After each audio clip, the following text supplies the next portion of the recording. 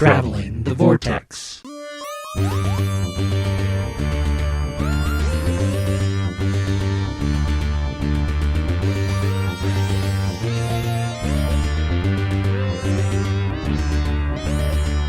We've joined the Doctor as she travels the Vortex, and fetch your dog. We're arriving at episode 509. I'm Keith. I'm Sean. I'm Glenn. How are you guys? How are you? Are you feeling better this week? You were under the weather last week. Quite a bit better. Yay. Still have a little bit of a cough occasionally and sometimes stuffy nose, but other than that, not bad. Never got as bad as I did last time either, which was nice. Good. That's good. I think it's because I stayed on top of my Advil, cold, and sinus right away. I was a little froggy on Thanksgiving, but other than that, it wasn't too bad. I've been congested, but mine's mostly from allergies, fall allergies. So I'm sure these fluctuations of the temperature doesn't help either. Yeah, it's not. One day it's fall, one day it's spring. One day it's fall, one day it's spring. I wouldn't consider. I mean, Sunday was in the 50s, which I guess I'd consider fall weather around here. But we have been unseasonably warm for most of the last 2 weeks. Yeah, we hit 70-something today, which is so unusual. I mean, not for Kansas, but for this time of year. It's for nearly December, it is. It's in the unusual area. Kansas, you can't rule anything out, but it is in the unusual area for our area. Did you guys do anything this week? Did you watch anything? I watched, let me start. I watched, maybe you guys did too. The first 2 episodes dropped on Disney Plus of Hawkeye. And I am thoroughly enjoying that. That was a really, really good first 2 episodes.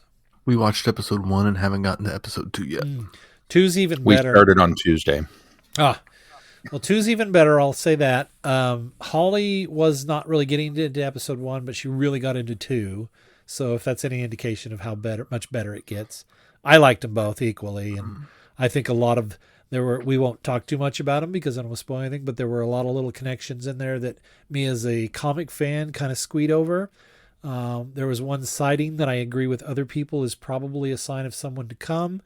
And they are doing a lot more of the fraction run like ideas than I expected. It's still quite different because Kate Bishop was already a Young Avenger by the time that series came about, but they are borrowing a lot more from it than I expected them to. So that's also pleasing because I really enjoyed that series. I liked episode 1. We just hadn't had the time to get back to episode 2 yet. Well, they're 45-minute episodes. So yeah, I will definitely get it watched before Wednesday though. Although I probably won't get the new episode watched on Wednesday. So. Yeah. And Caitlin was home for Thanksgiving, so I took her and Mason. Mason and I had already seen it, of course, but we went and saw Ghostbusters Afterlife again. So, and thoroughly enjoyed it the second time. I have always seen the 4D Max theater down there, and I've always thought, I don't know that I want to spend that kind of money to do something that's that gimmicky. And I got online and I bought our tickets for the 1:30 show. It was kind of expensive, and I didn't think anything. But I didn't think anything about it. And actually, I did. I thought, I didn't remember the grand screen being this expensive. I think is what I recall myself thinking. But I thought, oh well. And so we got to the movie theater, and I said, I started towards the grand screen, and Mason goes, "We're in 6," and I went 6. I said, "Did I buy the wrong ticket?" And I looked at the thing that said Theater 6. I was like, what did I do? So we turned around and started going to Theater 6 because I thought, I'm sure they only have one grand screen. And as we walked down the hall and we saw the sign for that, I was like, oh. And Mason goes, did you accidentally buy tickets to the 4D Max? I said, guess I did. So we watched it in 4D Max, which is actually quite fun. I enjoyed the experience. I think the kids enjoyed it more than I did. I think the only thing I didn't like is they have the strobe lights in there. The air in your face and the seats moving and everything like that was fine. I loved that. And there's a lot of flashing in the movie. So every time there was a flash in the movie, they took advantage of those strobe lights in there. And man, they would blind me to the point where I couldn't see what was going on the screen half the time. But so I could do without the strobe lights, but the rest of it was fun. I don't know that I would do it very often again, but for a one-time experience, I enjoyed it. So what about you guys? Did you do anything? We took the grandkids and went and saw Encanto. Ooh, how is How that? is that? That looks really fun. It was really fun. It's light and it's just kind of a fun, magical slice of whimsy, and it's got a few, I don't want to say darker, but a few more serious themes kind of running throughout it, and finding your place in the world and that kind of thing. It was good. Nice. Looking forward to Beautiful, beautiful animation. I mean, you go to a Disney movie and you say that, it's kind of like, well, yeah, of course, but Yeah. Everybody got their Christmas up. We got our tree up in our living room. Most of the living room's decorated now. And then I I was going up to clean the gutters. So last year I put the lights up on the top of the roof, which we have a 2-story house. And that's kind of a chore, especially because there's an easement over the or a little miniature roof over our porch that you really can't stand on because it won't hold you, but it also doesn't allow you to put a ladder up to reach up there. So it's a challenge to put our lights on the roof. Last year I put them up and I used these nice little plastic clips and they went up there really nice, and I got them all set. And I ended up getting on the roof to put them up, which I hate. I don't like hanging over the side of the roof to put these on, but I did it. Yeah. I got them all up there last year.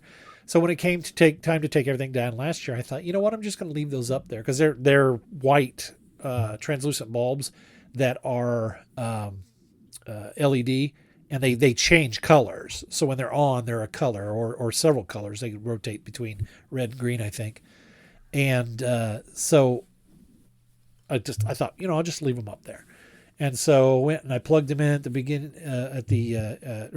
like a week ago. I plugged them, make sure they worked, and they were still working. I was like, okay, that's great.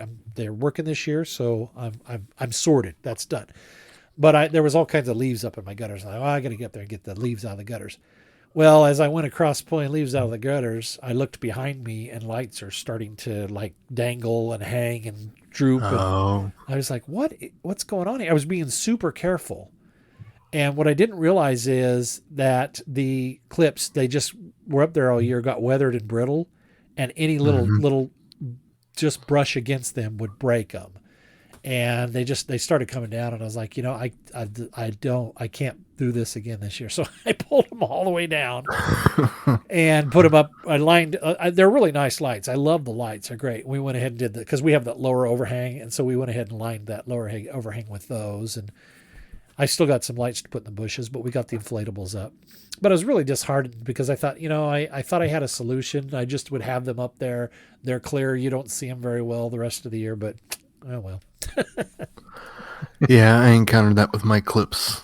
I would come across one that when I pulled the lights down, stayed on the roof. I was like, oh, yes, perfect. I don't have to worry about taking those off. But then I tried to clip lights in, and it did just break. Right. Well, we got our tree up and our lights up, so that's after we had a casualty of our roof lights last year. Somehow the cord got cut or chewed through, so we didn't have any roof lights. Yeah. So I found some new ones, and I wound up getting some that were just the perfect length to go just the front of the house. Oh, wow. Instead of wrapping around. So I'm pretty happy with it. Oh, good. I actually got our lights put up this weekend too, since it was so nice on Saturday, and I'm still feeling it. Yeah, my muscles are sore from going up and down the ladder, and that wasn't even for the lights. That was just for the leaves. and I don't have a tall overhang like you. I just have the you've got the one just level. around the one level around the back and done. I went and got my booster on Saturday, and I thought, it's not too bad, a little tender. We'll see how it is. And the plan was to do the gutters on Sunday because I wanted to wait until it was a little cooler because I'm more of a cooler weather kind of guy. And so I got up Sunday morning and I thought, oh no, I couldn't lift my arm. It was so sore. And I thought, I got to do this. This is probably the last nice weekend I get to do that and put the, any lights up that we were going to put outside. And so I was going up and down the ladder with that bruised and tender arm, and everything was okay. And I was like, okay, well, I didn't seem to aggravate it or anything. And then last night it was just throbbing so bad, and it's still hurting today. So I probably shouldn't have done that after getting the booster, but oh well. You should have done it the day you got the booster. That's what they Yes. say is you got to exercise it the day you get the shot. That way it doesn't hurt the next day. Yeah, I think you're right. And then sleeping on it last night, every time I'd roll over, I was like, nope, roll back the other way. Well, did you guys do anything else this week? We watched Tick, Tick, Boom. Oh, yeah. Oh, how was that? It was good. It wasn't what I expected, but it was really good. The trailer makes it seem like it's a lot more of the, the origin of Rent. And it's much more kind of just his life at that time. And I guess he did, it's actually based on a one-man play he did between whatever his first screenplay is, which is what the predominant amount of the movie's about, and the one-man show is about him trying to write and finish that play or musical and get it to Broadway, which I won't give spoilers because, but obviously that I can't even remember the name of that, so you can kind of see where that goes. And near the end of it, you kind of see where he starts to get the inspiration for Rent, but it never goes so far as to even show you him writing songs for Rent. Mm-hmm. So it's don't go into it expecting to see a here's how he came up with Rent movie. It's here's a almost play / movie about the man who created Rent. But it's really good. It's really good. I'll have to check that out. The cinematography and the direction on it, Lin-Manuel Miranda did a great job. It really felt at times like you were watching a one-man play, but then the transitions to the filmed bits were just really well done. I liked it a lot. Oh, good. Anything else before we move into our review? We want to do our keyword up first this week. I think we should do our keyword up first. So if you've been following along, you know that you can win a copy of Looney Labs Flux Doctor Who game, Doctor Who Fluxx card game. One of these weeks I will get this out in one word. It'll be the first take. I'll get it right. It'll flow, and I'll feel good about myself. This is not that week. You can get a copy of Looney Labs Doctor Who Fluxx card game. I don't know why that's so hard to say. And all you have to do is send us an email. Glenn, what is that email address again? I was hoping it was written down here, and it's not. You can send it to feedback@travelingthevortex.com, or you can go to travelingthevortex.com, and across the top of the page there is a drop-down menu that says, or there's a link that says Contact Us. You can click on that, fill out the form. That'll get to us that way as well. And so each episode that we've reviewed of the Flux series, we've given out a keyword. So you can email us the keyword and be entered to win this card game. Which, if you've not seen it, you can go back and find the episode where we have a fun and games, a couple of fun and games episodes, and one of them we played Flux on camera so that you could see how this game worked, and it was a lot of fun. And so tonight's word is division, Division.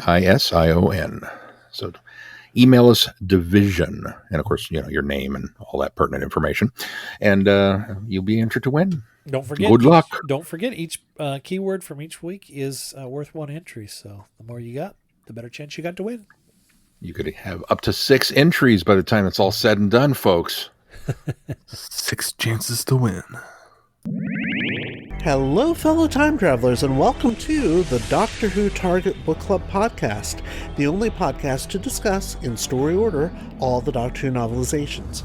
My name is Tony Whitt, and every 2 weeks or so, I'm joined by a 2 to 3 person discussion panel, including our so-called expert who's been a Who fan since 1979. That would be me.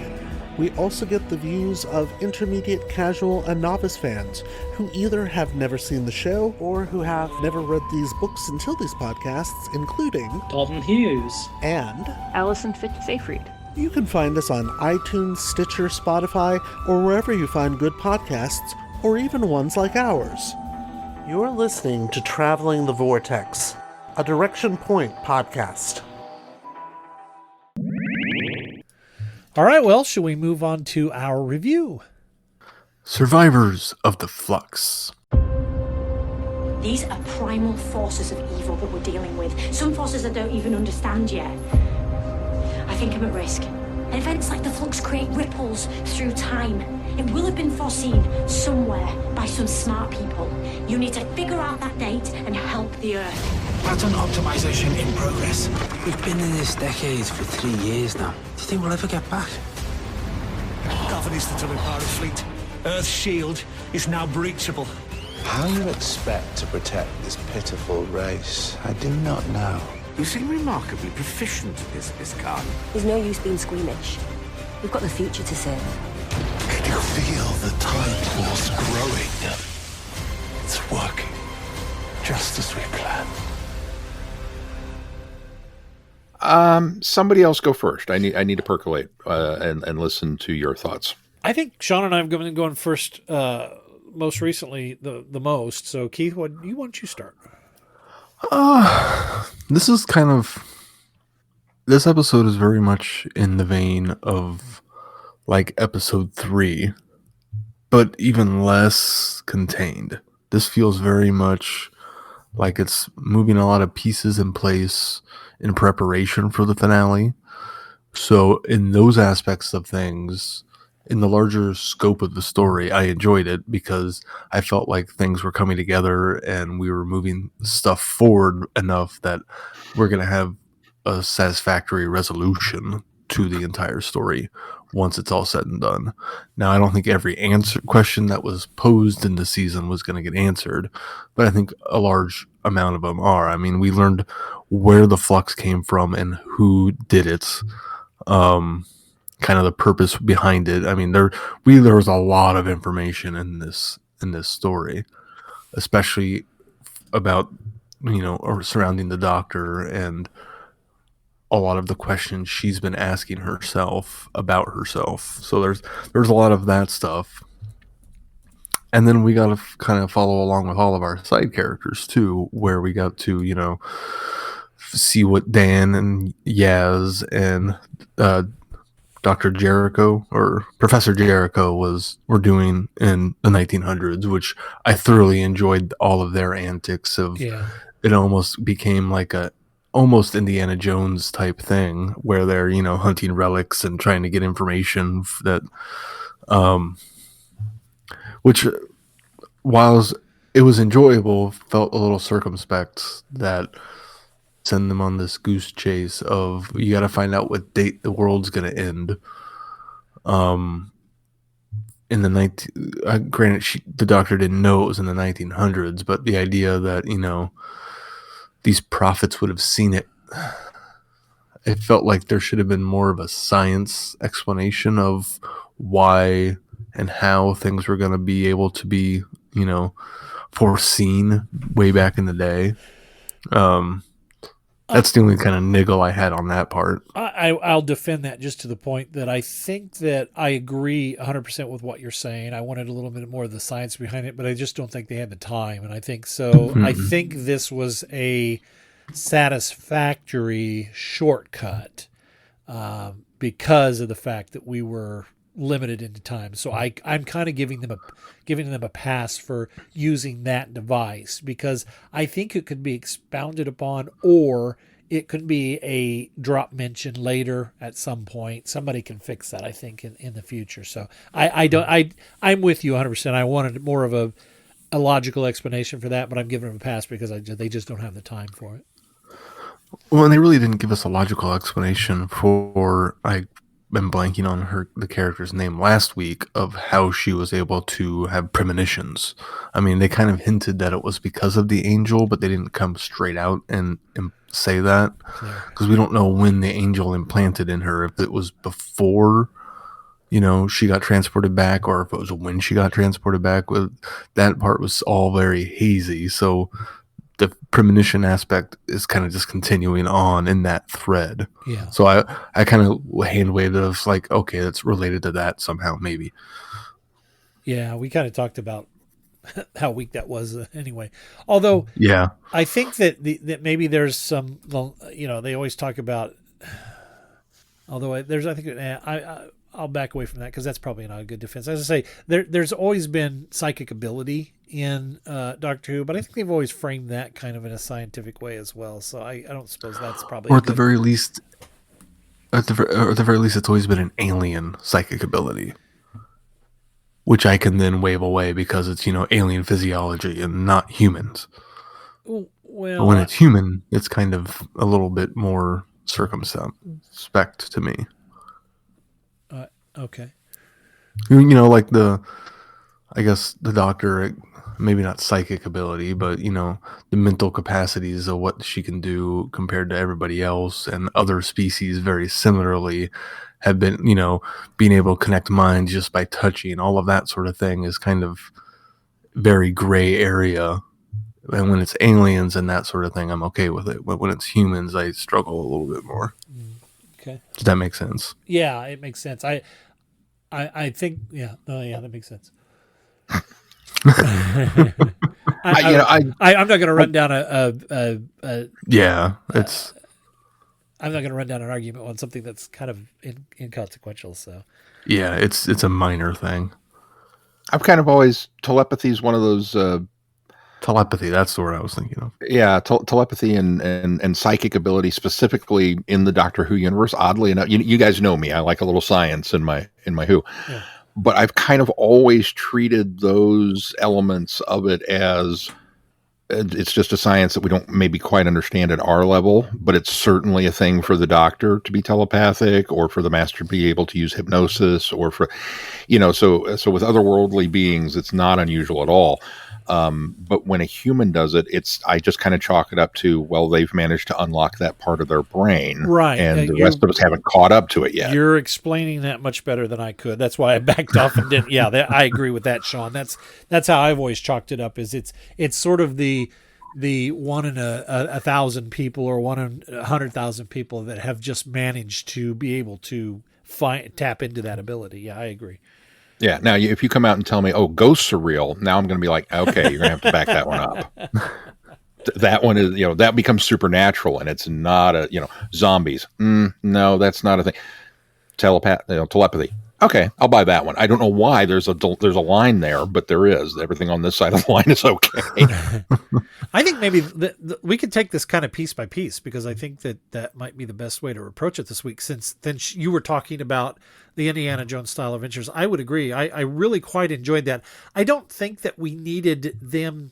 I don't think it needed to have been them having been stuck 3 years in the past, because I think that diametrically you would change your relationship would change and be maybe a little different than it was perceived in the episode, or than it was displayed in the episode. I think they would have had a little more of a tight-knit group there, and it really kind of felt from the performances that they were still not quite, a team yet. Themselves. Now they tried, they made that effort. So I when they said 3 years, I thought it doesn't really feel like these three people have been together for 3 years yet. I think they could have easily said we've been stuck in the early 20th century for a year and a half or a year. I think that would have been fine to still have gone and traveled the world to find things. Now, granted, world travel was harder to do in the early 20th century, so I'm sure that's why they picked 3 years, but I didn't believe that they were as close as they could be from the performances, having been together for 3 years. It also kind of felt like Yaz was like being, and I enjoyed this aspect of it, Yaz being the leader of the group. Yes. Yes. And that I could almost excuse them not being as tight knit, because Yaz has stepped up to be a leader and the other two are just following along, as opposed to becoming a cohesive, flat, structured team. It's a leader and her, subordinates, for lack of a better word. And so I can kind of excuse that lack of tight-knittedness based off of that. I think this also gives Yaz, number one, brings her to the forefront. We're finally using her in a way that I think that Yaz needs to be used. Too bad it's out of necessity and separation from the Doctor. However, on the other hand, I think we all kind of were hesitant when we felt Yaz going down that road of, okay, what would the Doctor do? I'm going to be more Doctor-like, because of what we experienced with Clara. But This here is the right way to treat a companion that's trying to be much more like the Doctor. By putting her in this sort of situation, gives her the opportunity to think and do things like the Doctor would, to use her experience that she's learned from the Doctor in order to employ that in her leadership skills, in her talent for looking for things, for seeing ideas, being perceptive. And I think also her aptitude is from the fact that she was also formerly a police officer, or still is, I don't know, a police officer. So I think that helps as well. But I think this is the right way to kind of present that, what would the Doctor do, and take on more of those Doctor-like qualities. I'm sure she's burned through all of her vacation time by this point. Depends on when she gets to go back. That's right. She goes back the same day. We're good. Anyone else think it weird that she had qualms with stealing the little whatever it was, but didn't have qualms dumping the body? It did cross my mind a little bit. It. Yeah, it did cross my mind a little bit. I chalked that up to stealing the thing is like potentially we don't want to mess up the timeline for whoever's going to unbury this tomb later. Yes. Which I presume is how they knew this thing was there. That is true. Versus the body, it's like, well, he attacked us and then he committed suicide. So I don't have any control over that. I guess I just wish they would have framed her concern of it that way more than, well, this is theft. Yeah. Surely they could have explained that reasoning a little bit more eloquently. I also, your PC is showing. I also sort of wanted a throwaway comment, which is so eloquently done in Star Trek: The Voyage Home. How do we know he didn't invent it? How do we know we were the ones to discover it? So I think that would have maybe helped that, situational of, okay, I feel bad for stealing this because we aren't necessarily the ones meant to be stealing this, but they could have fixed it by kind of saying, well, who knows? Maybe we were the ones meant to steal it in the first place. Yeah, that seems like a very John thing to say. Yeah. Almost a wasted opportunity. Yeah. Yeah, that could have been a great laugh. Go ahead. I'm sorry. Go ahead. No, go ahead. No, go ahead. I'm with you guys on. Now keep going. I got to frame this. I was going to say I like that it all led to the Williamson stuff, and we finally kind of figure out what's going on with that guy. Yeah. Although we don't get a very good of explanation of why, all these tunnels lead to different various places. That's fine. Whatever. I'm assuming it's going to be explored more or given some sort of hand-wavy line drop at some point. But the fact that we actually get kind of a revelation of, oh, that's what this guy has been doing, and that's why he's been popping up everywhere. Right. And I thought it was a pretty cool idea that, he's been digging tunnels and finding entrances to other time zones or whatever you want to call them and going through them and trying to find his way back. I thought that was pretty cool. Yeah, I agree. I felt like the payoff of it was worth it, as a matter of fact. I kind of want more exploration of them. I want to know where all those doors go and what the one door, why it was do not go, it's only death. Well, now I want to see that door. You guys know that Joseph Williamson was an actual historical person who built tunnels, a series of extreme subterranean tunnels underneath Liverpool? I assumed so. I didn't know that, and I thought, well, if this is based on it, so I did some looking, and sure enough, it is. And there's really a bit of a mystery as to why he did it. Some people think it was he was excavating areas in order for archaeology or anthropology.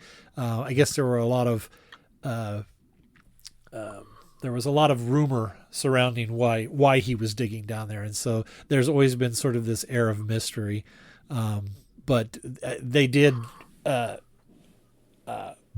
ultimately decide that he was probably just kind of a bored guy who had a lot of money and wanted to explore underneath the city. So okay, now wait. I assumed when this guy showed up, I just kind of chalked it up as I frequently do with Doctor Who. It's probably a real historical person. a figure of some import in the British society. And if it's a really intriguing one, then I go and do the research and look them up, because they've tickled my intellect, and I'm like, oh, I want to know more about this. This guy, I just kind of assumed, yes, he's somebody of renowned who dug tunnels. I assumed, apparently incorrectly, that this was, in preparation for subway tunnels under London, and I almost kind of half expected after the first episode that we were going to get a great intelligence crack. But you're telling me this guy did all of this stuff without the sanctioning of any government? Well, he owned the land at the time. Okay. He didn't own all of it. He dug into areas that he wasn't supposed to, but yes, he did. He did buy up the tracts of land that he was tunneling under for the most part. Yes. And also, I should say, part of that, a lot of people suspect that he was a philanthropist, so they feel like he was doing it simply to give. He was curious, but he also was doing it to give jobs to poor people, and so people actually admired him because he was giving work to people that needed work at the time, and so he would pay them to dig these tunnels. But essentially, he was just out there ghostbustering too, digging holes in the streets of London, and nobody questioned, nobody stopped him. This, kids, is the power of money. You just have to have money. You can do whatever you want. You want to go dig a hole in the street? Knock yourself out. I'm flabbergasted at that. I really, like I said, I just assumed he had, it was a construction job. There's a trailer full of paperwork somewhere. It's just off camera. But no, he's just, okay. You learn something every day. I really enjoyed the Yaz stuff, and I didn't mind the 3-year gap so much as it felt very Story of Martha, but done so much better. Yes, agreed. And in fact, I could have dealt with a whole episode of them kind of globetrotting around, and well, I want a spin-off series. Yeah, that's your Jericho's spin-off series right there. Yeah, more of that. Even though the Dalai Lama jokes were kind of lame with the hermit, I'm just teasing you. Like, really? Oh, I enjoyed that. Because if you enjoy, I laughed so and much. I thought, I enjoyed that. If you're teasing people, I don't get the chance to tease people, and he kind of giggles to himself, like, I haven't done this in a while, and I really miss teasing people. It's like, well, if you miss teasing people, you shouldn't have been a hermit. But I think what I like about that is it subverted any sort of expectations I had, because a lot of times people go to a hermit and they get the answers that they seek, and it's always this religious, experience, and to have this guy cracking jokes the whole time that they're up there to get there, and Jericho says at one point, he says, we walked halfway up the mountain, or almost all the way up the mountain, in order to get 3 words from you. I loved that. I think it completely subverted my expectations as far as what was going to happen with this hermit.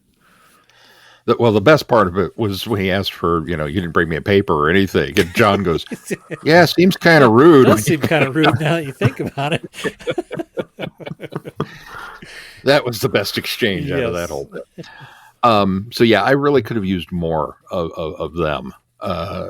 And then Yaz, I don't know. I there was a part of me that felt like I really liked the fact that Yaz has kind of taken control of this. Whether because of her police upbringing, or or just that she technically does have more experience than either of these two guys at the wonkiness of traveling with or without the Doctor.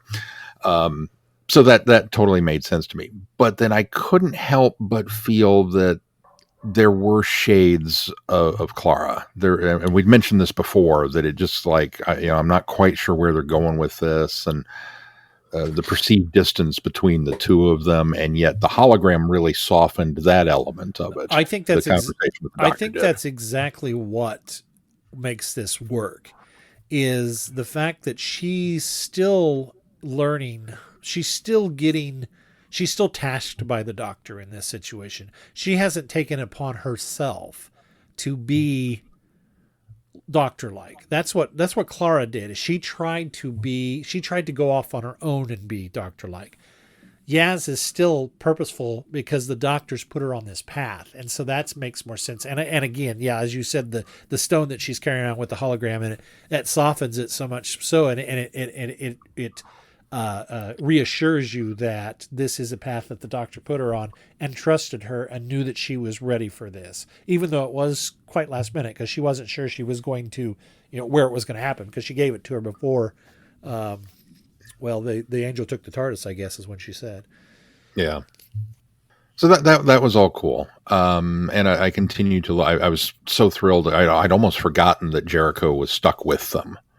So then when he showed back up as part of the troop, I was like, oh yeah, cool. I get more of this. That was great. What's the next thing you guys want to talk about? Well, let's talk about the Bell and Vendor, because there's not a lot here, and that'll lead us into Carvanista's part as well. But I did appreciate the fact that Vendor arrives at that place right before or right after she's leaving, which is as just she's that getting taken away. That near miss, and she hears as Carvanista basically recalls the ship. He hears the hyperdrive and he says he acknowledges his hyperdrive. Somebody was off in a hurry or something like that. And so it was that, oh no, you just missed her. But I appreciated the fact that they did that and kept that kind of thing, this near miss thing, because it'll make it even more poetic when they finally get together, which I hope they do. Because if they don't, I'm going to be upset. Yeah, I was a little when he detects the warp signature, I was like, oh, I am so not happy over this. But I'm right there with you. This better have a happy ending. Although I have an inkling that I suspect I know where this is going based on our conversation last week. And this kind of pushed it a little bit further into that. It's kind of looking like that's where they're headed with it. And if that's in fact where they head with it, I definitely don't think I will be happy with that fact that that's where they headed with it. But again, as Keith pointed out, we're in the middle of the story act somewhere, so can't really nail it down yet. You're intriguing me, and you're being very cryptic, and I'm not figuring it out. So, well, I don't wish to spoil it. Okay. But unless you want me to what's the word? Unless you want me to postulate the idea. But I got a question for you guys, because this leads into the Carvanista and why he had to recall that particular ship. The one that broke free and left, did they do that on purpose, or did something happen? I didn't catch why the one ship broke formation that caused the hole. I don't think they gave us a good explanation. Okay. It just kind of happened. So it wasn't just me. And he had to recall this ship in order to basically patch the hole, was the idea, right? Yeah. Okay. Yeah. Why he couldn't get do the same thing he did with that ship with the one that just left, I don't know. Well, because he does mention, and I don't remember how it was said, but he does mention in a way that it's broke away from the ability to recall it. He says it in such a way that it makes me think that it had detached from their whole. It was a malfunction. Yeah, and that it couldn't. Not an operator error. Right. Well, whatever it did, it was no longer part of their computer system either. It was the way I took it. That's why he had to find another ship to recall. That was the way I took what he said. Now, I may have just read more into it than there was there in my brain trying to fix it, but it's more than I got, so I'm fine with it. Which I thought their interactions were great. Belle, I'm really liking Belle. She's such a good character. For as little as we got, we didn't really get a lot. Yeah, that was. But yeah, they had the little firefight at first, and then suddenly when there's the explosions and the rumbling of the ship, and they're like, "What's going on?" Suddenly they're on the same team. Now we're both in danger. Yeah, and we get a nice kind of, and we'll get more into it next week. Exploration of Passenger, and since Vinder gets sucked inside and finds Diane. that's a kind of a cool, oh, wait, there's more to what's going on. And obviously there's consciousness there too. So, Yeah. which we knew, but it's cool to be reminded that, oh, yeah, they're not dead. They're just been absorbed into them. Right. We also learn why Swarm and Azir have been collecting people, because they're Yeah. basically building an engine in order to get to where the division is hiding out between universes. So, universes. Yep. Multiverse confirmed. We knew they were going there, I think, by last week or 2 weeks ago. We knew they were kind of working their way to that. They didn't dwell too much on it, and we only have visual confirmation of 2 universes. But as it's revealed that it's, how do you say her name? Tectuan? Tectuan. She has,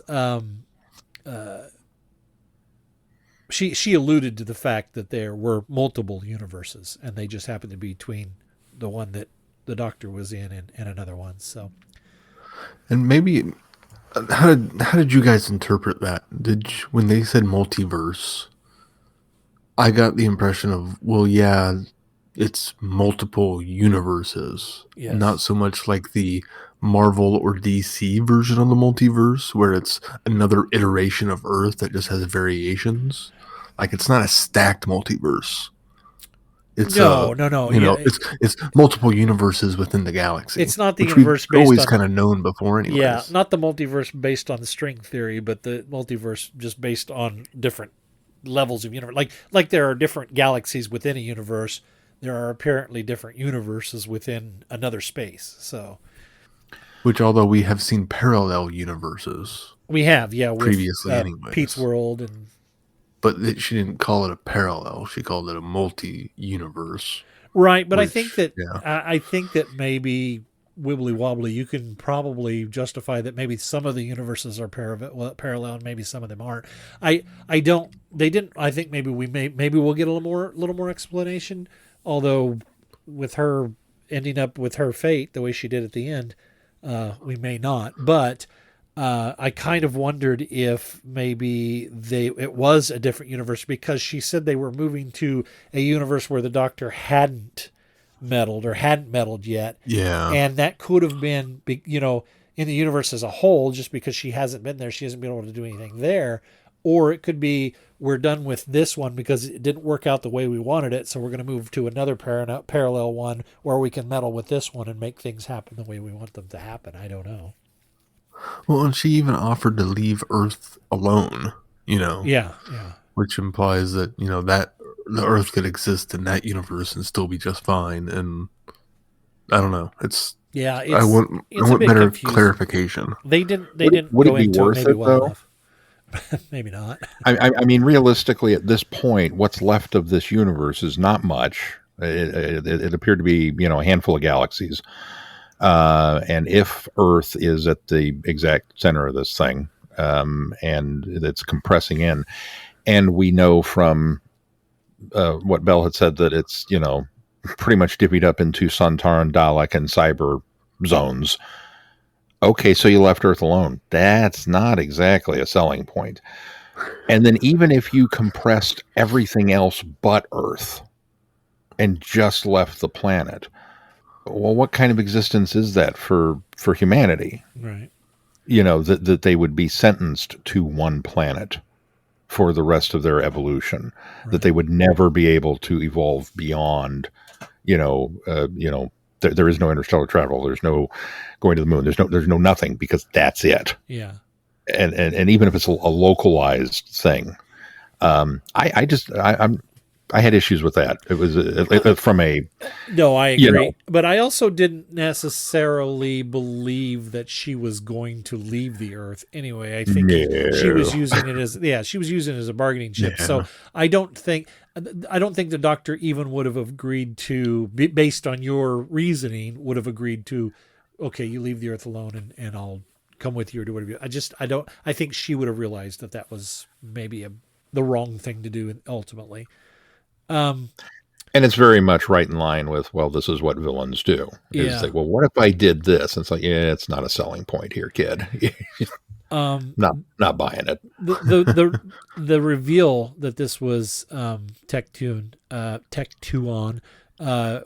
I think we kind of saw that coming. I think I had seen somebody speculate that was the Doctor's mother. And when I saw that speculation, I don't remember where I saw it on YouTube or something, I kind of thought, well, the Doctor's mom technically is Tectuon, unless we go into wherever, ultimately this timeless child came from in this wormhole, because she did say she picked her up in front of a wormhole. So I kind of, it wasn't a surprise when they kind of revealed that. It was like, oh, okay, I kind of expected that. I mean, it didn't lessen the impact of the episode or the timing of that at all, but I did kind of see that one coming. Yeah, I mean, it wasn't oh my gosh, I can't believe they did that, but it was oh yeah, no, okay, yeah, makes sense. Sure. If anything, it was more of a we're going back to that story arc, huh? Well, okay. For you. For anybody that's not enjoying that, although I think we knew that was coming. I mean, come on. It wasn't resolved previously, of course. Yeah, Chibnall's not going to put that to rest. Now, I have to say, and we'll go on even further, because I think there's a big elephant in the room we still haven't talked about. But I have to wonder in the back of my mind if Chibnall's setting up a multiverse idea as a get out of jail free card for Russell T Davies, that he somehow can explain that everything got shunted over into one universe. Like, this would have to be the parallel universe theory, the string universe theory, but right. where everything got shunted at some point, everything got shunted over into one universe where all of this other stuff happened really to the Doctor, and they can kind of, okay, that still happened in the continuity, but we can get shunted back over to this universe, which was the correct course, and the first Doctor really was the first. I'm wondering if he's leaving the opportunity for the next showrunner to say, I'm going to change this, because we know that Moffat changed the rule book with Gallifrey. RTD decided that it was important to put the Gallifrey lore to rest and create this time war and everything locked behind this bubble. And Moffat was able to go, well, you know what? I think it's time to bring the Time Lords back and change that dichotomy as well. So I think maybe Chibnall's leaving himself I gave you this option kind of thing. That's just kind of in the back of my mind. Yeah, the way everything has been set up, I think as of right now, you can subscribe to either multiverse theory. It could be a stacked multiverse, and they're moving between the void of one to another, which kind of, I feel like, based on the description that we're given in Inferno, when the third Doctor moves over into the parallel universe, it kind of has that feel to it, that they're in that space between, that they're in the division between these planes of existence.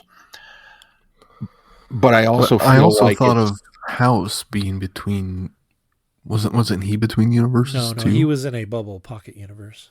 Oh, okay, on the outside of a bubble on the outside. It was kind of a bubble on the outside of the universe, like its own universe. It was a pocket universe, a bubble universe. Yeah, but it could also be it's just another universe. Like Glenn said, there's a galaxy within a galaxy. Well, this is a universe within it.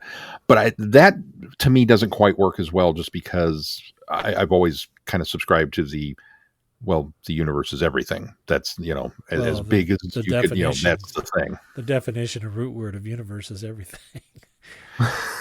So it's difficult for me to suddenly go, wait, there's more.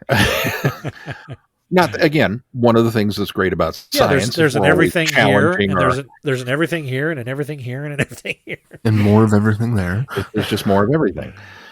But I think depending on which way you want to interpret it, or which way the incoming showrunner wants to interpret it, will allow you to. I don't think Chibnall's going to explain it. Yeah. I think that another universe is as much as you're going to get from it. And then if the next person wants to come in and say that it's a parallel universe that they moved into that has a Gallifrey and another Earth and another, okay, then that in a way retroactively fixes things. Yeah. I also feel like that's an incredible cheat. I don't know why, because you have to have an out. I get that. There's got to be you can't write yourself into a corner and then go, well, good luck with that. I mean, but you have to leave a door or a window or something open. But it just feels like yet another reset button. Well, yes, and I think I have a little bit of a problem with that, because, like you say, if he's leaving a reset button, then that bothers me a little bit. I think if you're steering the ship and you're changing the course of the lore of the series, you should just own it up and keep going with it. I've never really had a problem with the whole timeless child idea. I've never had a problem of a mysterious past life for the Doctor. To me, it makes the Doctor's life even more mysterious. Even if you don't give us all the answers, it adds some of that mystery back into the Doctor's past. And so I've always found the timeless child an idea fascinating, and I think it only builds on the lore of Doctor Who. It doesn't.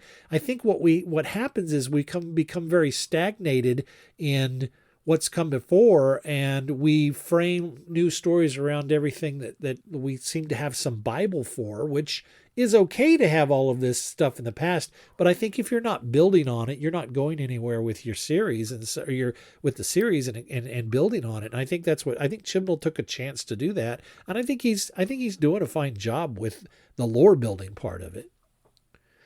I hope he doesn't leave that. I hope he hasn't caved to the pressure of, oh, I don't like this. I don't like what you've done to my Doctor Who. So he's like, all right, well, I'll leave the next guy away to get out of this. I hope he hasn't done that, but it sort of feels like he has.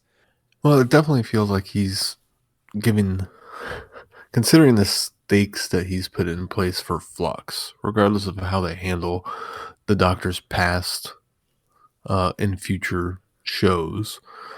He's definitely built himself an out for how the show can continue beyond the stakes of what has happened in this season, because I don't see at this point any way that they could undo the Flux damage that has been done. So we kind of have to move on to this next universe in order for the show to continue. Yeah. I mean, unless she gets in the TARDIS and flies into the middle of a collapsing star and reboots the universe again. Well, yeah. They've done it before. This is true. Well, and that's another thing, that for all of Doctor Who's kind of previous rules about, no, you can't travel between universes, we sure can when when the story calls for it. When the story calls for it, we can come up with a creative way of doing it. Yeah, I don't think you can lock yourself into hard and fast rules about a universe that's always, and by the universe I mean Doctor Who universe, that's ever expanding and changing and reforming itself and becoming new things. I don't think you can lock yourself into we can only have so many regenerations. If you can give me a good explanation for why you can get out of that rule, then all the better. But I don't think you need to lock yourself completely into those rules. And I think that's what Chibnall decided going into this. Is what I think he's done is he's done a little bit of both. I think he's done some lore building, but he's also put some emphasis on things that were inconsistent in the past. And I know, as much as you hate it, I think it's a great idea that the Morbius doctors are part of her past as well. I think it opens things up, and it changes something that we thought was one way before. Some people didn't. Some people stuck with the whole idea that they were previous regenerations. But most of us went along and said, okay, well, we're going to go with the hive mind, where everybody has kind of decided that those were just, past regenerations of Morbius. And then we're going to, move on, which was great. But when you can come up with a new idea and say, okay, well, let's unlock this and maybe give an answer to this in the past. I like that. I'm also not going to, I think I posted the, I think it was Radio Times had posited the question of the mysterious house, which we see again a glimpse of in this particular story. This is my segue. And they had postulated, is this the House of Lungborough? And I'm still kind of in the back of my mind that Chibnall's somehow playing with that idea for those people that are very much, Doctor Who, Virgin New Adventures are part of the continuity, and, Time Lords are grown on looms, and there are all these different house structures of legacy for each higher up individual, and the Doctor has his own house. And I think he's maybe playing with that. I may be completely wrong, and I won't be surprised if we get to it and that house is something completely different. But I really have to wonder if, because he reached as far back as that, he might try to Flux, although he said he doesn't read anything outside of he hasn't indulged in anything outside of the main continuity of the shows. I mean, we've had showrunners have lied in the past. So. Yeah, I think where I fall down on this is I hate to keep being the guy that's like, I'm just not happy with that story. I've been mulling it over, really trying to come up with okay, why doesn't this make me happy? Because like you, Glenn, I should be ecstatic that somebody has picked up a thread of something and managed to shoehorn in something new that we didn't know. The War Doctor is a perfect example of that we all thought we knew what we were talking about. And then Moffat said, guess what? And gave us something completely new that nobody was expecting. And it became this great thing that we all loved. So why is this different? And I think for me, it falls into that there are leaps of logic that I can take if you make it make sense. If you craft something that fits into a certain hole, I will buy it. This does not feel like that. The whole thing with the Timeless Child feels like a very convoluted, broken backstory that's being shoehorned into this without taking any of the greater ramifications into consideration. Honestly, it feels a little bit like Star Trek Discovery. It's got all of the hallmarks of Doctor Who, but it just doesn't really fit what has been established thus far in the show. And I know continuity and canon are kind of what you make of it, and especially with Doctor Who. I mean, let's be honest, this show has never given two figs about the whole thing. But for whatever reason, I'm having the hardest time getting my brain to accept that this is how it works. And every time they come up with something like, okay, so the Doctor was around and we just wiped her memory and that allows this to work. Okay. But then you give me a piece of the science, like, well, she still travels around in a TARDIS. But it's a police box, and that doesn't jive with what we've been told before. So now you've got to fix that hole, or like Star Trek Discovery, you just kind of blow on past it. Well, the fan in me is going, no, I don't want you to blow on past it. I want you to explain how this works. If you're going to bring up that mystery, I want a satisfactory reason for why it's broken. And if you can fix it, then kudos. See, but I don't think we're going to get that. I think it's just going to be a thing. I guess maybe we just need to just sit back and wait, because Chibnall's got 3 more stories. We got one that's coming next week. We've got 2 more that are coming next year before he hands it off to Russell, Russell T. Davis. So Isn't there 4 more stories? I believe 3 stories. What do you? 3 specials. I think it's 3 specials. There are the New 3 Year's specials, one and then 2 others. There are 3 specials. Chibnall's doing the New Year's one and the next one, and I think, if I understand right, Jodie regenerates in that one because the next special is the centenarian. Is that what centenarial special for BBC? Because that'll be BBC America, or not BBC America, the BBC's 100th year, and they're doing a special Doctor Who for that. And I think that's Russell's first one. I think that's RTD's No, first I think story. Russell's first one's the 60th anniversary. That's what I meant. No. So there's the 100th anniversary for so Chibnall will BBC, do this. So and Chibnall's doing. Chibnall will do the We'll do centenarian. that one. Okay, I thought I had read that Davis was taking over for that one, but you may be right. I may be thinking. No, he's taking over for the 60th. Okay, yeah, it's the 60th that RTD comes back. Okay, so there you go. We've got 4 more stories then, because we've got 3 specials and a story that's coming next week. So I think maybe we just need to sit back and see if Chibnall gives us more of this. He's set something up. I think that he's subscribing to the whole, let's keep this mysterious until the very end, until I can give you a satisfactory. And now in 4 more stories, if it's not satisfactorily explained, I might feel a little more shunted by the fact that we went this road. But I also think it also leaves open a whole wealth of stories from other writers to tap into this and say, okay, well, let's build on this timeless child idea. Why did this happen? Where is she from? Yeah, I think that it gives people a chance to explore something different in the backstory of the Doctor than we've had repetitively. And I've enjoyed the repetitiveness of the lore that we have had, but maybe it is time for something new for writers to delve into.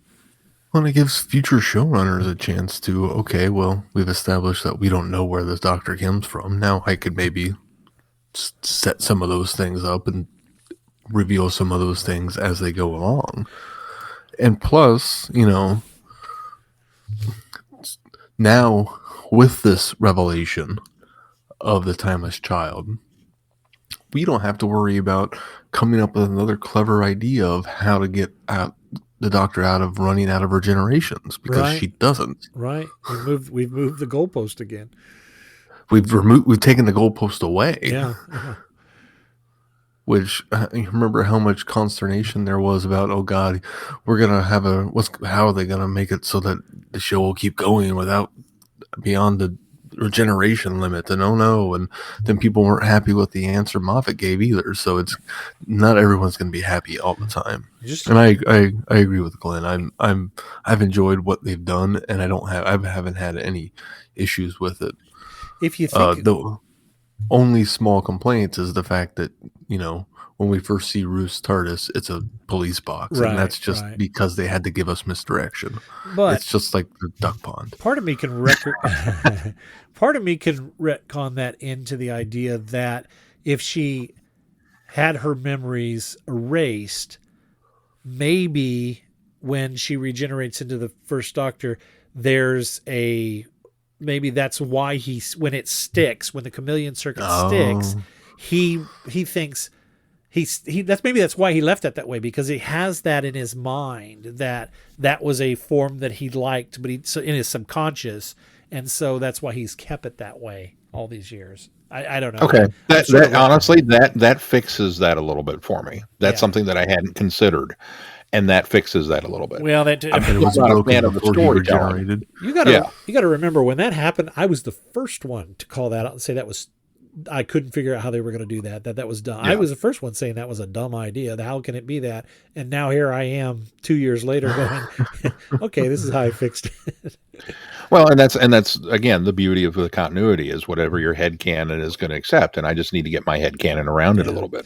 The other thing we have to consider is there's that fob watch that's sitting there, and I don't know if you guys watched the next time on Doctor Who, which I foolishly did, and I watched it. That thing's getting open. That thing's getting opened, so that might hold all the information that we need on this timeless child thing and put that all to rest. Yeah, and like I said, I still fit very firmly into I'm not sure how I feel about it yet. I'm more than willing to give it the benefit of the doubt and allow him to continue. I'm not going to end watching the show. I'm not going to be that guy and say, "Oh, I'm done with it. It's terrible," because I've enjoyed the ride up to this point. Right. And so there's a lot of questions that I have, and I'm hoping that at least some of them will be answered. It's fine if you want to present the mystery as one of those, will it ever be solved? But don't set up a mystery that you have no intention of, you know what I mean? Yeah. Don't give me the carrot, or don't give me the stick without the carrot. I want to have the hope of the carrot being at the end of the road. And so I think a lot of it will depend on how that's handled. And what makes me worry is the open. Yeah. Okay. We had a very cheap, this is how I'm going to fix the cliffhanger moment. Yeah. She gets turned into a weeping angel and then immediately changes back and is like, okay, so here I am asking questions again. And it robbed all of the drama out of that cliffhanger when that happened. Well, and they kind of explained it with, well, we turned you into this for transport, which, well, they kind of set that up in the last one.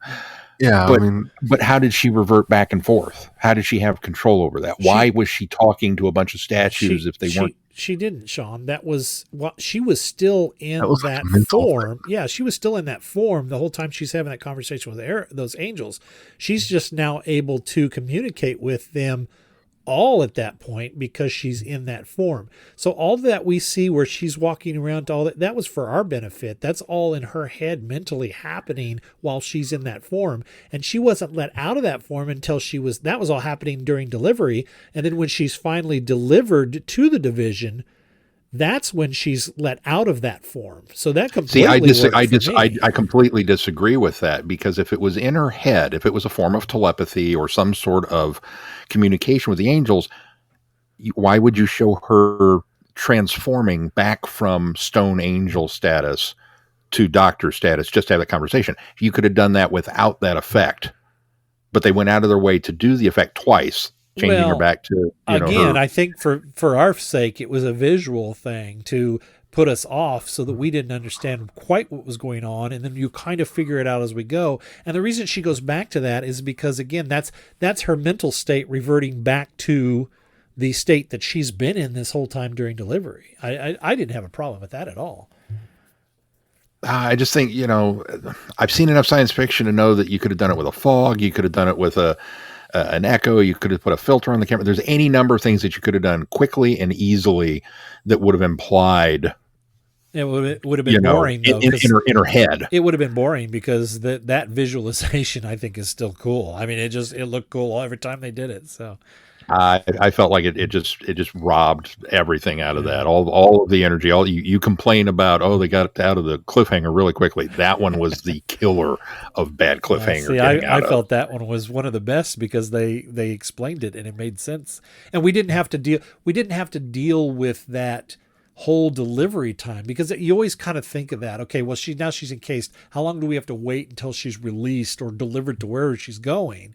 And I always in my back of my mind is, how much of that do we have to endure? And I thought this was a nice little encapsulated way to say, okay, she's asking questions, she's trying to figure out what's going on, where am I going, what.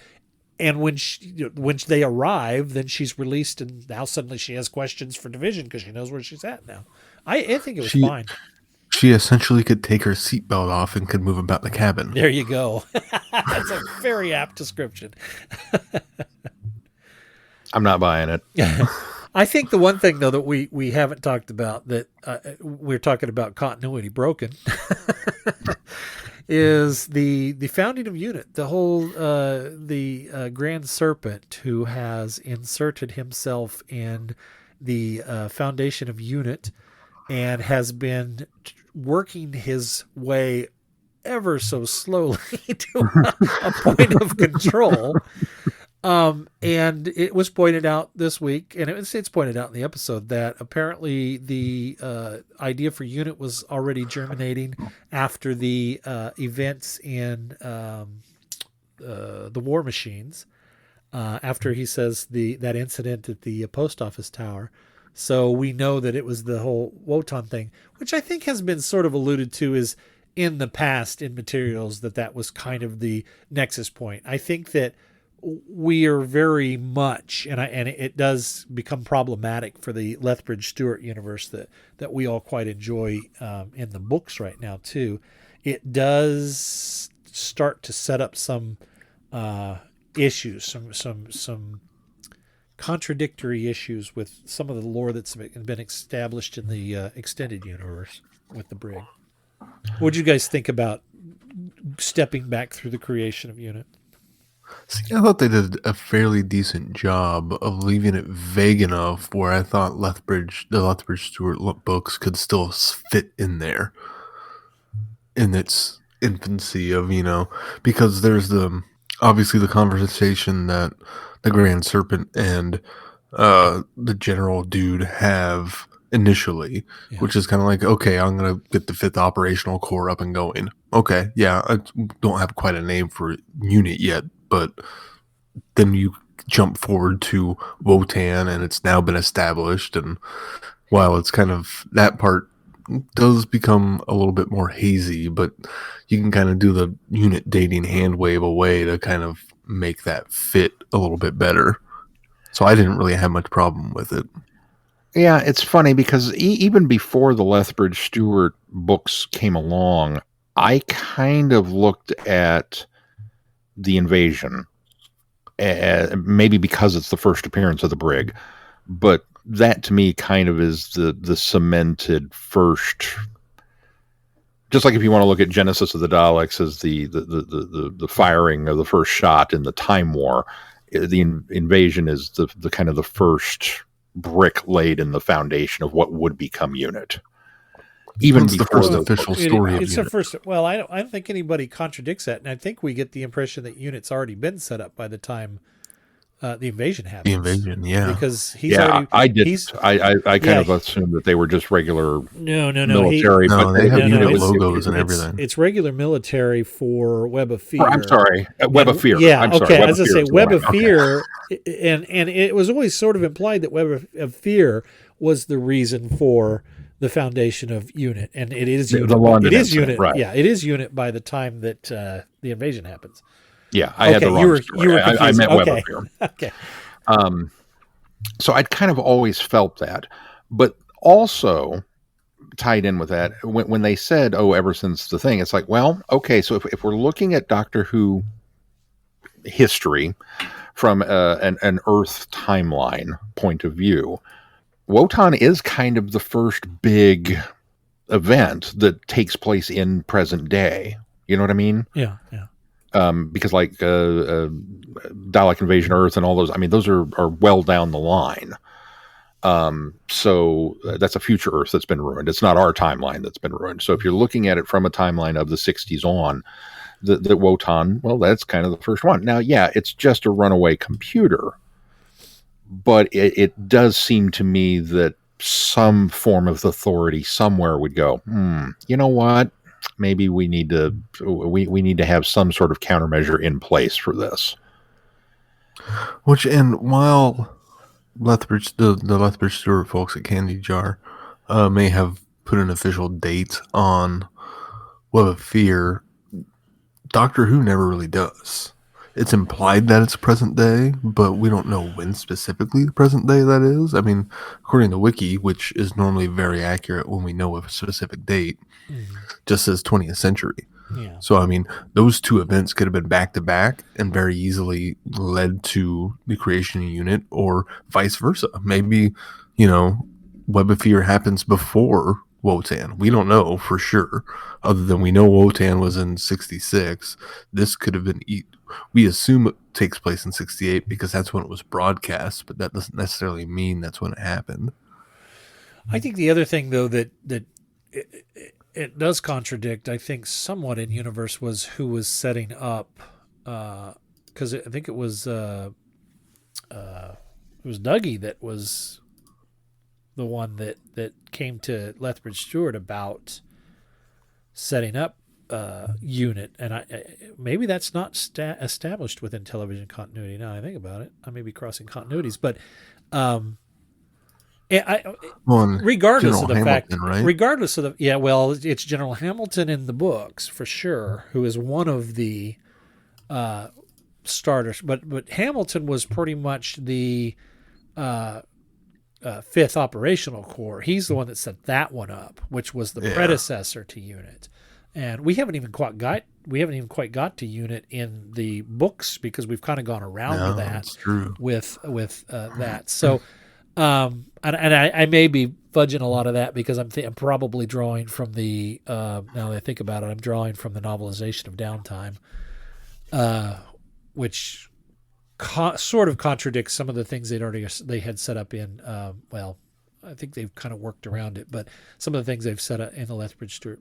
Regardless, I think there are going to be some inconsistencies, I think, between stuff outside, spin-off materials and actual Doctor Who continuity. And so who's to say who's right and who's wrong? And there always is, no matter what you do. Well, and the other thing is when dealing with UNIT, I mean, we've got this whole joke about UNIT dating protocols. Right. Well, maybe it just extends back to even further before the thing was a thing. They got it wrong even then. It's like, what are you doing? Oh, we've got the birthday cakes. We're celebrating the anniversary of the thing. Which one? Is it the 60th or the 70th? I don't know. It's one of those. They don't even know. And we can't discount the fact that Andy Frank O'Malley wrote that wonderful book. Oh yeah. How the Time War sort of is the quasi basis foundation for the reason why there's some consistency in unit dating as well. And I think that the Doctor's temporal because back and forth over his time. And we have the different iterations of the Brigadier meeting each other and recalling things differently. And I thought that was a neat little it was a neat little way to deal with it without actually putting stamps on anything. And we have to remember that exists as well. And I think that was kind of a neat little way to go, okay, this is how it quasi works. So maybe we can throw that theory into it as well. Maybe the temporal juxtaposition affected that as well. And as I guess as they explain, the origin of unit in this, in my mind, one person I can't imagine one person alone being able to found something like unit. It would take a team of people.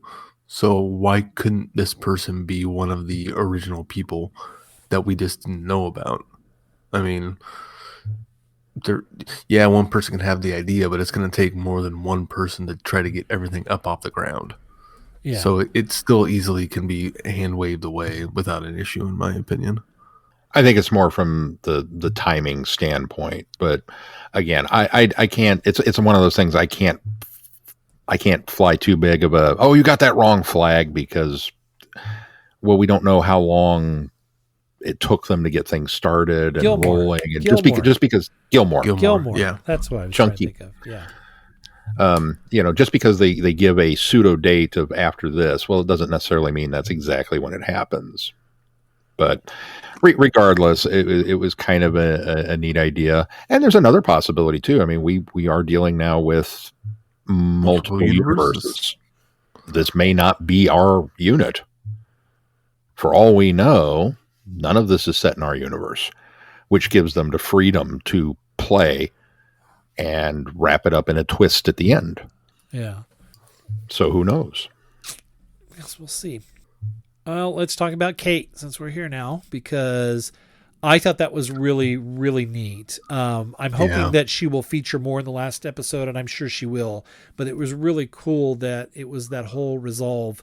And I'm not sure we know exactly when that encounter is taking place. And the only reason I set that up is because of something I'm going to address here in a little bit. But I like the fact that the Grand Serpent's able to,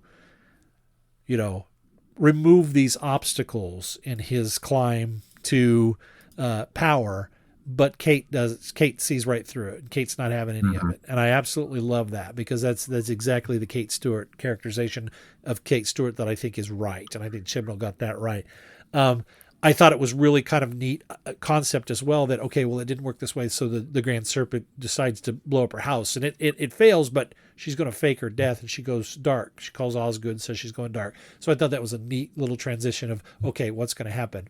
Now, that being said, it is alluded to in Spyfall it was the Resolution, that unit was defunct or defunded and closed down. So, but I don't know where this is taking place, that particular scene, because we've gone through time. So this could be before that, and that could be the reason why maybe it's said that has happened, because the Grand Serpent has worked it in such a way that make it seem like shutting it down. Yeah, exactly. Make it seem like unit's gone.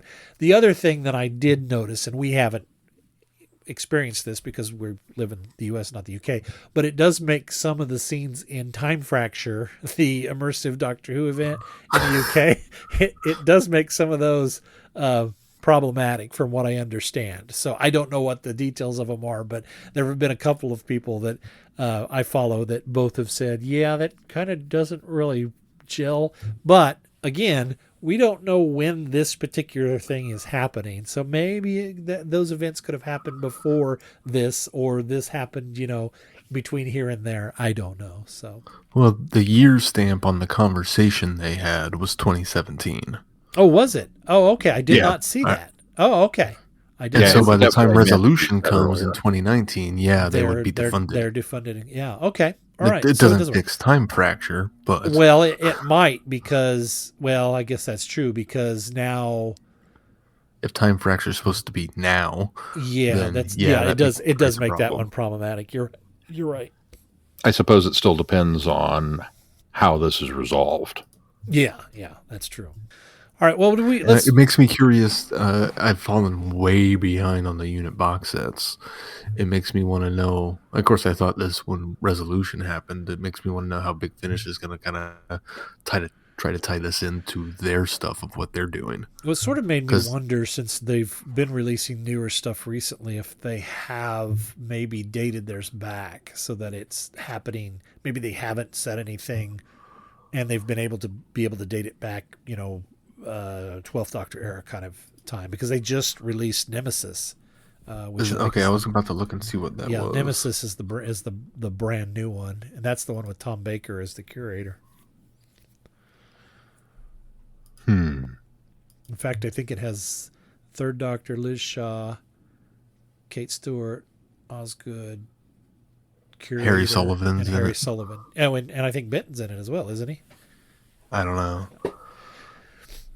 I just know curator and Harry. Another thing that sparked, now that I think about it, wasn't just the fifth operational, but the Shoreditch incident sparked unit from the Remembrance of the Daleks. That incident in the junkyard, when that was another one, because that's what brought together the countermeasures group. Mm-hmm. So anyway, I'm sure there's a way to make it work, and I'll figure it out. It took me 2 years to figure out the TARDIS inconsistency with the Renegade Doctor. I'll get this one worked out. Well, do we have any final thoughts on this before we start to close? We've gone a little long this time, but that's okay. Extremely curious to see where we're headed. Yeah. I think with this one, it falls down on the... I loved this episode. I'm still enjoying it. I thought there were a lot of very strong moments. I think it did unravel some of the mystery, but it also kind of tied up some of the mystery as well. I think that this is right now, we'll have to see where 6 lands, because we've kind of had this even odd thing going on. We've had the first chapter was it was fun and had a lot going on, but it didn't go anywhere. It had a lot of different moving parts.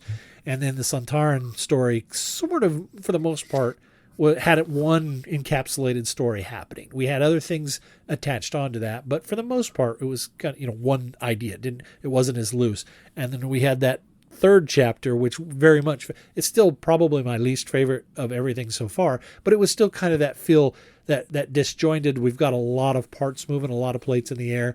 And then the Angel story sort of slowed us down and said, okay, we're going to focus a little more on one thing and still give you little things. And we're back to it again. So we've got this odd, even thing going. So we'll have to see what happens with 6, because I think 6 is now all of the chess pieces are being moved into place, and 6 is going to be that thing where everything comes together. And I'm hoping that that's the case. I would agree with that. While I was not a fan of this particular installment, waiting to see where it goes, and really curious because there have been a lot of plates spinning. There have been a lot of balls in the air, and occasionally a character will show up and I'm like, oh yeah, you were in that opener and we hadn't really seen you since then. What are you doing here? What is your function in this story? We don't know yet, but it's hopefully coming. Yeah, it definitely feels like a penultimate episode to a serialized season. And that's part of why I enjoyed it was, I like this change that they've done with a heavily serialized season of the show. And, when you get to the penultimate, it's all the pieces getting moved into place where you can kind of see the end game coming. And I always enjoy that sort of thing anyways. So it's an episode that you won't pull out and watch by itself. Yeah. But in the context of the season, it's a good episode. Yeah, I would agree. Yeah. Well, and I don't think anybody pulls out individual episodes of Children of Earth to watch. Yeah. No, it's like you don't pull out individual episodes of Lost to watch or Battlestar Galactica or stuff like that. There's not individual. Doctor Who is a fairly unique show in the fact that you can pull out individual episodes and watch them stand alone. I mean, Star Trek is kind of the only other one that I can think of that you can really do that with in recent years. Oh, okay. I was just saying, because you could do that with Buffy and Firefly. And Even some of Buffy, a lot of... well, Buffy had a lot of... Depending on when. Yeah, Buffy had a lot of continuation, but you could still pull out an episode and go, okay. Yeah. It depends on which seasons of Buffy you're looking at. Same with Angel. Angel probably much less than Buffy, but... Yeah. Firefly, yes, you can watch any of those anytime. Keith, for the record, nobody pulls out individual episodes of Lost. Nobody pulls out Lost ever. People pull out Lost all the time. Yeah. No, they just watch all of it. No, not anymore. We'd like to take a moment to mention that we are now part of the Direction Point Podcast Network. It's a network specifically for Doctor Who podcasts like ours. Other podcasts on the network include the Doctor Who Collectors Podcast, the Doctor Who Target Book Club Podcast, Police Box in a Junkyard Podcast, and Time Streams. You can find us all at directionpoint.org. Be sure to check it out. All right, well, Sean, what do we got coming up in the schedule? In fact, I think we can maybe let people know what's happening out to the end of the year this time. Oh, must we? Well, okay, we must. We can keep everybody in the dark. Nah, we'll let them know. Okay. All right, so obviously we've got one episode left of Flux, and only one episode. That's right, only one episode, and it'll be next week. The following week, after that has wrapped, will be a wonderful look. Kind of it's not really a Lost episode anymore, is it? Lost in Time? It's an animated episode. It's animated, so a lot of it's still lost. the just recently released here in North America, Evil of the Daleks, with Patrick Troughton restored to, well, not restored. Animated. Animated to new heights of glory, which we'll be taking a look at that. And then... obviously, we'll have something special for Christmas. And then New Year's. We get another Doctor Who episode of New Year's. So that's the kickers. We may not even have a resolution to all this next week. I don't know. I haven't read the synopsis for the New Year's episode because, well, spoilers. And I don't want to know. So don't Twitter me and let me know what's going to happen. Oh, yes, it is. It's out there. It doesn't give you anything, though. It doesn't give you anything. Oh, it doesn't? No. Okay. No. I'm still not going to read it. Yeah. But... That's why I couldn't remember that it was out there, because now I remember reading it and going, well, this doesn't tell me anything. That's not a synopsis. Well, be sure to check out the website, travelingwithvortex.com, and you can get updates on the podcast. And if you get any value out of this podcast, why not consider putting some value back into it? You can do that by clicking on the Patreon link on there and consider supporting us. And we're going to be having some member exclusives coming soon just for you. You support us. Also, please consider giving us a 5-star rating wherever you subscribe to the podcast. And make sure you join in the conversation on our listeners forum on Facebook. Is there anything else that we need to touch on before we close this show? If not, until next time, I'm Glenn. I'm Sean. I'm Keith. Cheers. Good night, everybody. Be seeing you. Thanks for listening. You have been listening to Traveling the Vortex. Doctor Who and all of its associated programs are owned and trademarked by the BBC. No infringement is intended or implied. Direction point! Direction point! A Doctor Who podcast network.